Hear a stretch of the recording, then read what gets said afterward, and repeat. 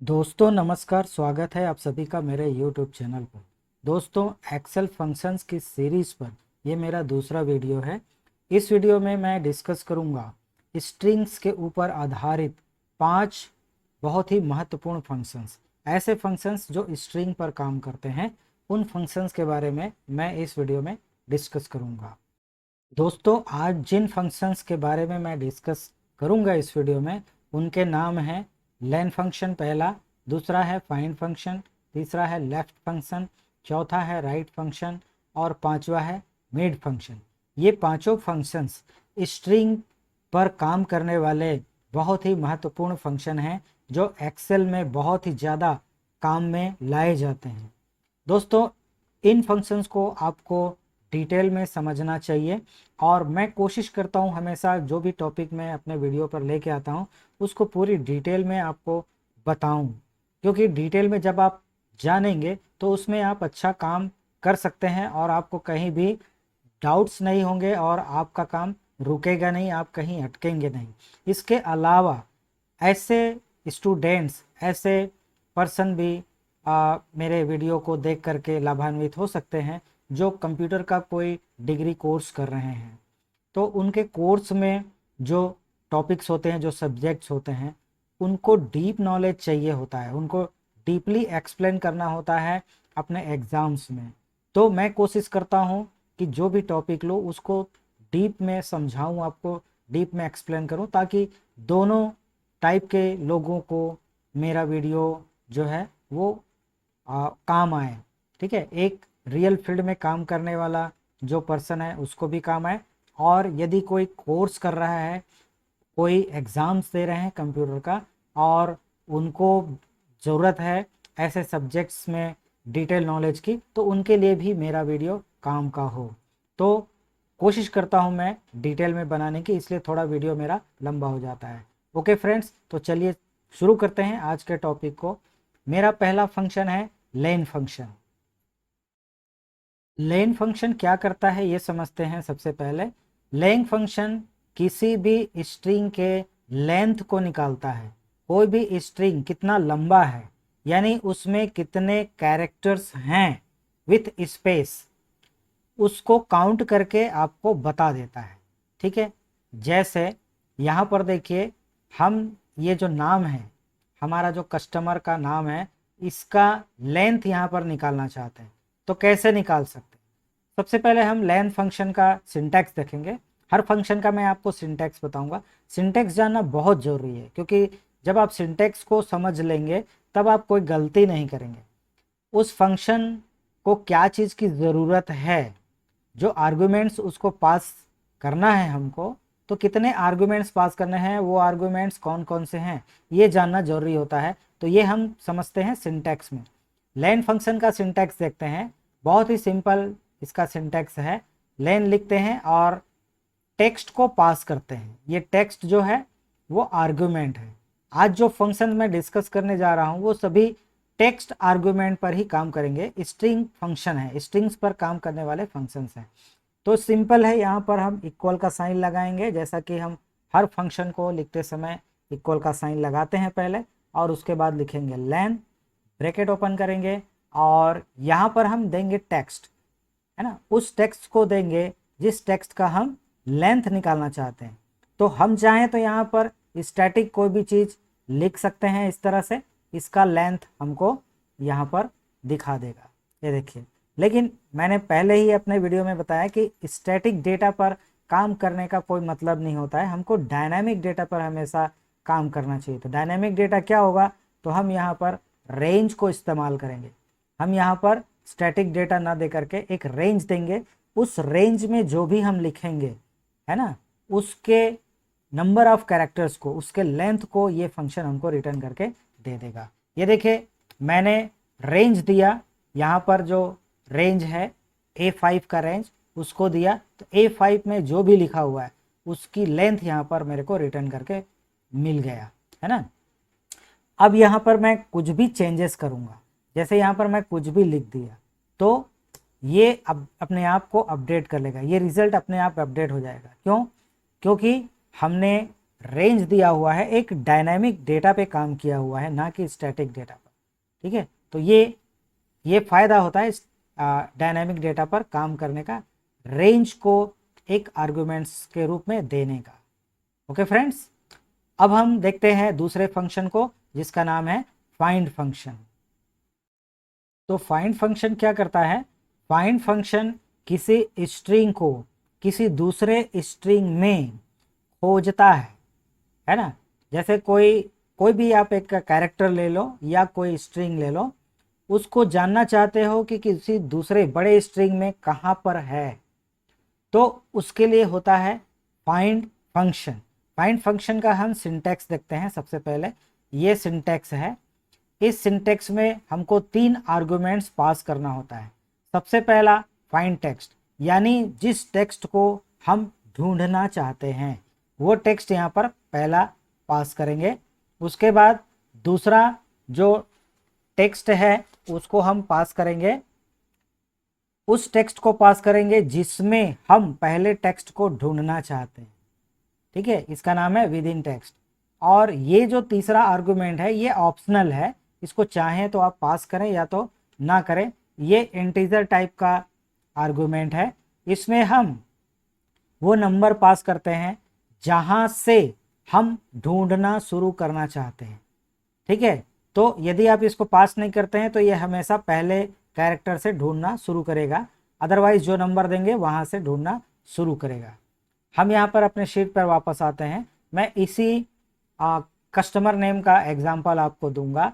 Suppose मैं इस customer name में मैं एक वर्ड को ढूंढना चाहता हूँ, जैसे दास इसमें लिखा हुआ है, उसको मैं ढूंढना चाहता हूँ। तो इक्वल का साइन लगाऊंगा, फाइंड लिखूंगा, ओपन करूंगा ब्रैकेट। आप देख सकते हैं यहाँ पर जैसे ही आप ब्रैकेट ओपन करते हैं यहाँ पर सिंटेक्स आपको मिल जाता है। यही सिंटेक्स मैंने अलग से फाइल में लिखा हुआ है। तो यहाँ पर देखिए फाइंड टेक्स्ट, आपको क्या ढूंढना है तो उसको हम सबसे पहले लिखेंगे, तो लिखेंगे दास। ठीक है, हम दास को ढूंढना चाहते हैं। विद इन टेक्स्ट, कौन से टेक्स्ट में ढूंढना चाहते हैं, तो यहाँ पर कोई स्टैटिक डेटा मैं नहीं दूंगा, यहाँ पर मैं दूंगा रेंज। तो ये मैंने रेंज दे दिया, A5 पर मैं ढूंढना चाहता हूँ। अब मुझे ढूंढना शुरू कहाँ से करना है, तो स्टार्टिंग से करना है, तो मैं इसको नहीं देता, यानी कि वो 1 से ही शुरू करेगा, क्योंकि लास्ट वाला जो आर्गुमेंट है वो ऑप्शनल है। ठीक है, अब यहाँ पर देखिए उसका पोजीशन बताएगा। ठीक है, दास का पोजीशन क्या है, A5 में जो लिखा हुआ है उसमें जो दास लिखा हुआ है उसका पोजीशन क्या है वो मेरे को बता देगा। तो 8वें नंबर पर दास है। यहाँ पर देखिए, आप गिन के देखिए स्टार्टिंग से, तो ये देखिए अनुराग, तो ये कितना कैरेक्टर हुआ, 6 कैरेक्टर का। उसके बाद एक स्पेस है, 7 हो गया, और ये दास स्टार्ट हो रहा है 8वें कैरेक्टर से। तो यहाँ पर मुझे 8 इसने रिटर्न कर दिया। इस तरह से फाइंड जो फंक्शन है वो काम करता है। ठीक है, अब हम देखते हैं अगला function left function. Left function भी बहुत ज़्यादा उपयोग में आने वाला फंक्शन है। बहुत इजी है लेकिन बहुत ही कारगर है और बहुत ही महत्वपूर्ण फंक्शन है। तो लेफ्ट फंक्शन करता क्या है? लेफ्ट फंक्शन किसी भी स्ट्रिंग में से लेफ्ट साइड से नंबर ऑफ कैरेक्टर्स को अलग करता है। ठीक है, इसका सिंटैक्स हम देखेंगे। लेफ्ट फंक्शन का सिंटैक्स बहुत सिंपल है। लेफ्ट फंक्शन में 2 आर्गुमेंट्स हम पास करते हैं। पहला जो है टेक्स्ट आर्गुमेंट है, यानी वो स्ट्रिंग हम पास करते हैं जिसमें से हमको लेफ्ट से कुछ कैरेक्टर्स अलग करना हो। ठीक है, और कॉमा लगाने के बाद दूसरा जो कैरेक्टर्स है, दूसरा जो आर्गुमेंट है वो क्या होता है, हमको नंबर ऑफ कैरेक्टर्स, कितने कैरेक्टर्स हमको अलग करना है, वो नंबर, वो इंटीजर नंबर हमको यहाँ पर पास करना होता है। तो यहाँ पर हम अपने शीट पर चलते हैं और यहाँ पर मैं लगाता हूँ इक्वल का साइन, इसको मैं जूम कर लेता हूँ, इक्वल का साइन लगाता हूँ, लेफ्ट लिखता हूँ। यहाँ पर देखिए उसका जो सिंटैक्स है वो आ गया। और यहाँ पर टेक्स्ट, तो टेक्स्ट में मैं यहाँ पर देता हूँ रेंज, A5 का रेंज, कॉमा लगाता हूँ, और मुझे कितने कैरेक्टर्स चाहिए, मुझे 6 कैरेक्टर्स चाहिए। ठीक है, तो मैं यहाँ पर 6 लिख देता हूँ। तो यहाँ पर देखिए ये जो नाम है उसका जो नाम, सिर्फ नाम है, पहला नाम यानी फर्स्ट नेम, उसको अलग करके बता देगा, क्योंकि फर्स्ट नेम यहाँ पर 6 कैरेक्टर्स का है। तो यहाँ पर मैं ब्रैकेट क्लोज करता हूँ, एंटर करता हूँ। ये देखिए यहाँ पर उसने 6 कैरेक्टर्स निकाल करके यहाँ पर रिटर्न कर दिया। तो इस तरह से लेफ्ट फंक्शन काम करता है। अब हम देखते हैं राइट फंक्शन। राइट फंक्शन भी लेफ्ट फंक्शन की तरह ही होता है, बस इसमें जो कैरेक्टर्स निकालने का जो तरीका होता है वो राइट से होता है। यानी राइट फंक्शन किसी भी बड़े स्ट्रिंग में से उसके राइट साइड से नंबर ऑफ कैरेक्टर्स को अलग करता है। इसका सिंटैक्स हम देखते हैं। इसका सिंटैक्स भी लेफ्ट फंक्शन की तरह ही होता है। राइट लिखते हैं और पहला जो हमारा आर्गुमेंट होता है वो टेक्स्ट होता है, स्ट्रिंग होता है, और दूसरा जो आर्गुमेंट होता है वो नंबर ऑफ कैरेक्टर्स होता है, जितना कैरेक्टर्स हमको राइट साइड से निकालना हो। ये दूसरा वाला जो आर्गुमेंट है वो ऑप्शनल होता है। ऑप्शनल होता है, लेकिन यदि आप उसको छोड़ देंगे तो कोई मतलब नहीं होगा, उसको देना जरूरी होता है, लेकिन जरूरी नहीं है, आप नहीं देंगे तो भी वो एरर नहीं दिखाएगा। ठीक है, तो ये कैसे काम करता है इसको देखते हैं। यहाँ पर मैं इक्वल का साइन लगाता हूँ और लिखता हूँ राइट, राइट ब्रैकेट ओपन करता हूँ।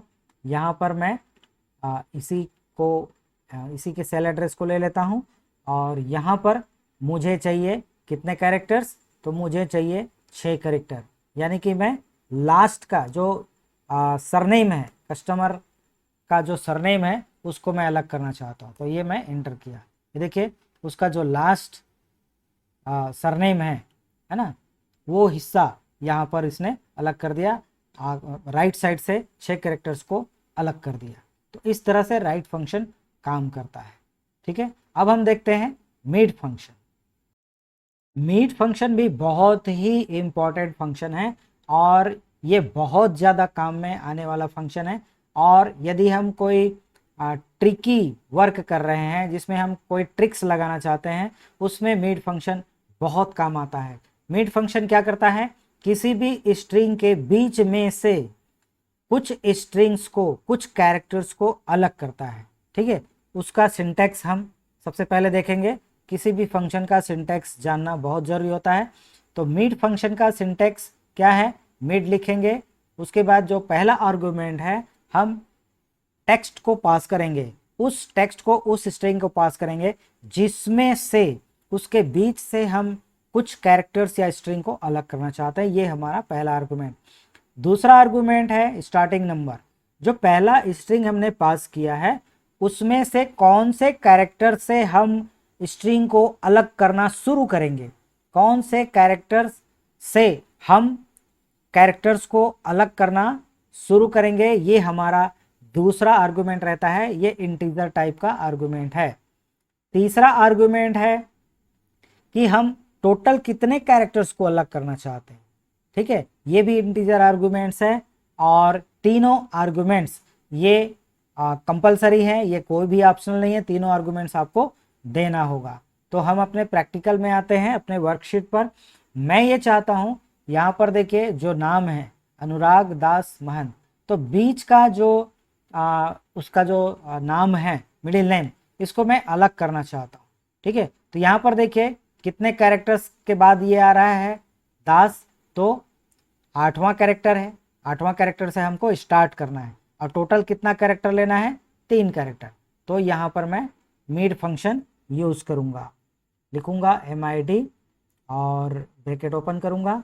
यहाँ पर A5 मेरा रेंज रहेगा। ठीक है, और यहाँ पर स्टार्टिंग नंबर क्या है, तो 8वें नंबर से स्टार्ट करना है, अलग करना। और टोटल कितना नंबर मुझे लेना है, 3 नंबर लेना है। ठीक है, मैंने 3 कैरेक्टर्स लेना है। तो A5 मेरा रेंज, यानी कि ये जो नाम है इसका रेंज, और कहाँ से स्टार्ट करना है निकालना, तो 8वें कैरेक्टर से मुझे स्टार्ट करना है निकालना। टोटल कितना कैरेक्टर निकालना है, 3 कैरेक्टर। और मैं इसको एंटर करता हूँ, ये देखिए ये यहाँ पर आ गया, रिटर्न आ गया दास। तो इस तरह से मिड फंक्शन काम करता है। अब जो फार्मूला मैंने लगाया हुआ है उस फार्मूला को पूरे कॉलम्स में अप्लाई करने के लिए मैं यहाँ से फिल पॉइंटर जब आता है कॉर्नर में उसको पकड़ करके ड्रैग कर देता हूँ, पूरे कॉलम में ये फिल हो जाता है। इस तरह से आप कोई भी फार्मूला किसी सेल पर लगाते हैं, उस फार्मूला को पूरे सेल्स में, पूरे कॉलम्स में अप्लाई कर सकते हैं इस तरह से। ठीक है, इसको भी मैं कर सकता हूँ इस कॉलम में इस तरह से। ठीक है, तो जो भी फॉर्मूला आप लगाते हैं एक सेल पर, उसे पूरे कॉलम्स में आप इस तरह से अप्लाई कर सकते हैं।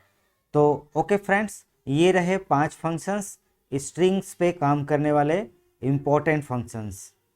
अगले वीडियो पर मैं इन फंक्शंस के कॉम्बिनेशन से एक बहुत ही मीनिंगफुल वर्क आपको दिखाऊंगा, मीनिंगफुल प्रोजेक्ट्स दिखाऊंगा, जिसमें ये जो नाम आप देख पा रहे हैं यहाँ पर, जो कस्टमर के फुल नेम देख रहे हैं, इनको मैं अलग अलग डिवाइड करूँगा इन्हीं फंक्शंस के सहायता से। जैसे फर्स्ट नेम अलग हो जाएगा, मिडिल नेम अलग हो जाएगा, लास्ट नेम अलग हो जाएगा। वो एक बहुत ही ट्रिकी प्रोजेक्ट होगा अपना, और बहुत कुछ सीखने को आपको मिलेगा। तो उस वीडियो को ज़रूर देखिएगा, मेरा अगला वीडियो इसी टॉपिक पर होगा। और ये वीडियो यदि आपको पसंद आया तो इस वीडियो को ज़्यादा से ज़्यादा लाइक कीजिएगा, शेयर कीजिएगा, कमेंट्स कीजिएगा। चैनल पर यदि नए हैं तो चैनल को सब्सक्राइब करके बेल आइकॉन को प्रेस कर लीजिएगा। ओके फ्रेंड्स, तो मिलते हैं नेक्स्ट वीडियो पर। ज़रूर देखिएगा मेरा नेक्स्ट वीडियो। तब तक के लिए bye bye. Thanks for watching. Thank you very much.